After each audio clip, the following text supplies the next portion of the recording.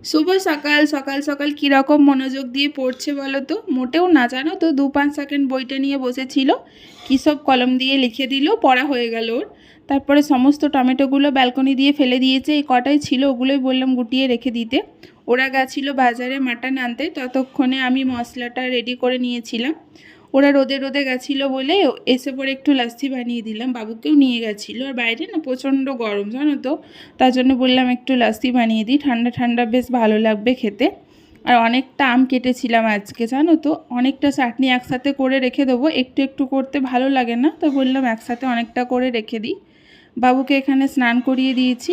আর তোমরা তো জানো ও নাচ করতে কতটা ভালোবাসে, ভীষণ ভালোবাসে। আর আজকে মাটনটা কড়াইয়ে বানাচ্ছি, কুকারে দিলে হয়তো তাড়াতাড়ি হতো, বাট আজকে কড়াইয়ে দিয়েছিলাম। সন্ধ্যাবেলা ওকে বললাম একটু হেয়ার অয়েল করে দিতে, তো ওই জন্য করে দিচ্ছিল একটু। তো চলো টাটা, দেখা হবে নেক্সট।